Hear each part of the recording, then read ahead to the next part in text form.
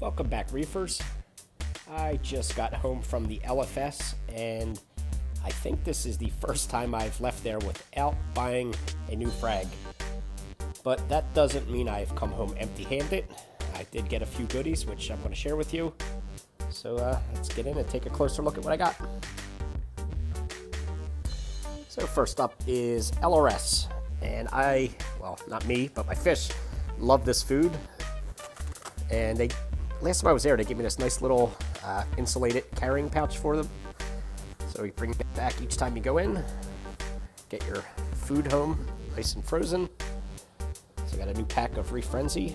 The fish seem to love that stuff. I always love to have some of that on hand. So I got some of that. And they also had these sitting out when I was checking out, and I figured, you know, why not get some Tisbee pods. It's always good to refresh your population, and they're in there. You probably can't see them on the camera, but they're packaged in this phytoplankton.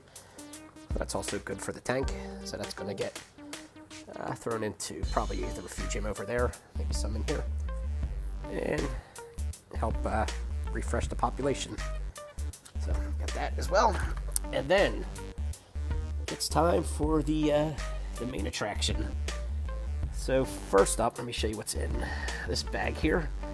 Just got everybody temperature acclimating, and I'll be drip acclimating in just a little while. So in here, if you can see, there is a new tiger pistol shrimp, which I've been wanting to get for some time. So I'm hoping, will pair up with my Watchman goby, who I've had, you know, for going on 3 years now. And I did buy a pistol shrimp once in the past, but I think it was the wrong kind of pistol shrimp. It was like a green shrimp or something, green pistol shrimp, and they never paired up.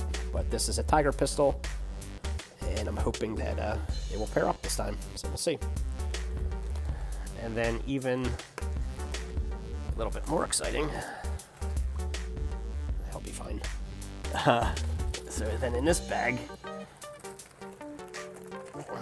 I've been wanting to get some new fish for a while, and if we can see who's in here.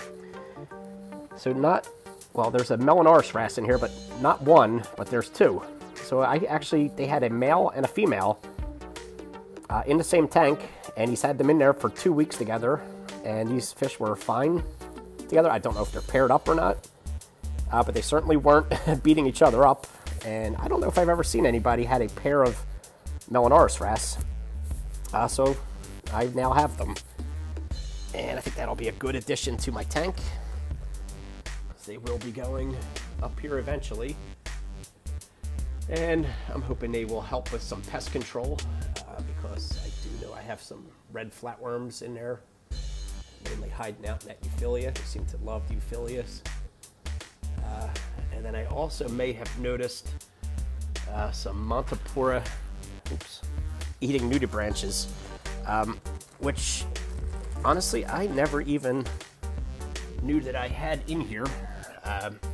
They must have been in here for a very long time, but I think the fish that I have in here now, we're keeping them under control to such an extent I didn't even know I had them until I started trimming back some of my frags. And this spongeodes right here, you can see how it's got all sorts of little crevices and hiding places and everything. I fragged the piece off, and I found a couple in there. Well, actually, I didn't even find them because I didn't know that I had them. And I fragged the piece off, put it into my frag tank, where I noticed them.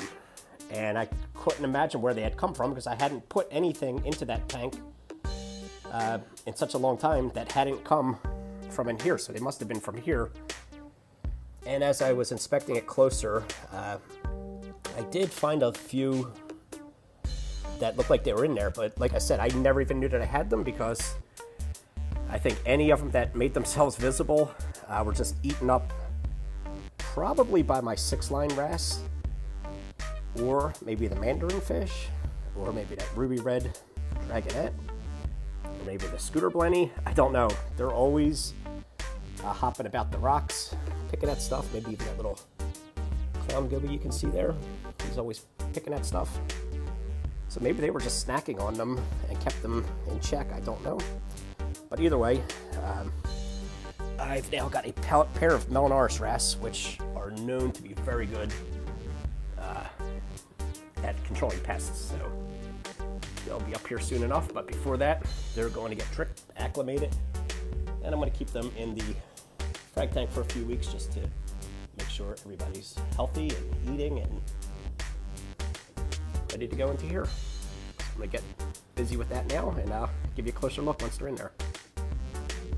So I got them drip acclimating in the bucket right now, and I'm acclimating them to the main 180 gallon display. The water in both the tanks is pretty much the same, and it's easier to replace it in this tank than it is the 20 gallon. And there they are in there. And then, I didn't even mean this to be a sort of review, but I may as well just quickly throw this out there. So this is a innovative marine AccuDrip drip acclimating system that I got in, I think, one of my aquarium boxes a while back. I'd always been meaning to use it, and I just never did. I always just had a piece of airline tubing. I think I had a knot tied in it, and I just used that and, you know, worked with that. And then I remembered I had this, so I pulled this out and set it up. And I'll tell you why this thing is actually pretty cool. So it's got a hard plastic U, which, you know, fits right over the lip of the tank, keeps it in place. Airline tubing, and you see this little gadget right there. You could actually count the drips. It's a lot easier to see the drips going through, and then down here it's got a little thing here, and you could just, you know, if I push this up, this is open, or I can close it, and you can see the drips down here correspond with the drips up there. So you don't even need to look. So if this is submerged, you know, in the bucket, you can still see how many drips are coming out, which I thought was pretty cool. I never used this before, and I feel kind of silly for not using it because it's pretty darn good. I like this thing.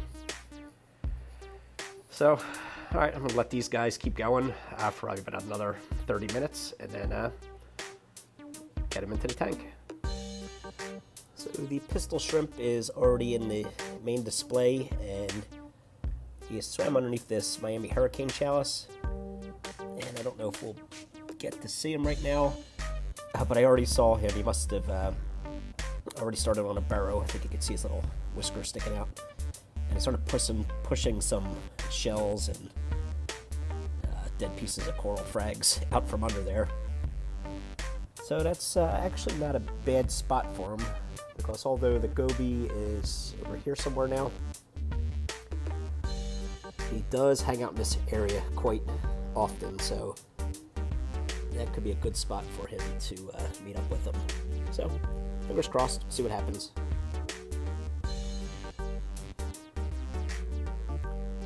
And over to the wrasses. They are now in this 20-gallon aquarium. It's my little frag system. I had to make some slight changes. I moved the AquaClear from the side over to the back, which meant I had to put the light on top rather than behind it because there wasn't enough room. But I moved it because I wanted to put this glass lid on there to keep these guys from jumping out. And they are in here now. And there they are. So I'm going to keep them in here just for observation, make sure that everything's okay with them, and then if necessary, if I need to medicate them for any reason, I can take them out of here easy enough and put them into a QT tank and, you know, do it there, or a hospital tank rather. And but for now, they're gonna just hang out in here, and I think they'll be just fine. Let's see if I can get a closer look at them. That's the female. She's obviously smaller than the male. And here's the male, which is much larger and seems to be a lot more colorful.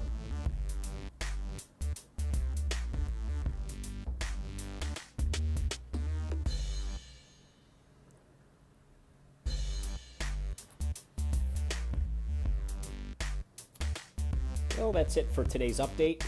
I hope you guys enjoyed watching, and if you did, give it a thumbs up. If you want to see more, please subscribe, Leave comments below if you have any questions. And as always, thanks for watching, and I'll catch you in the next video. Take care.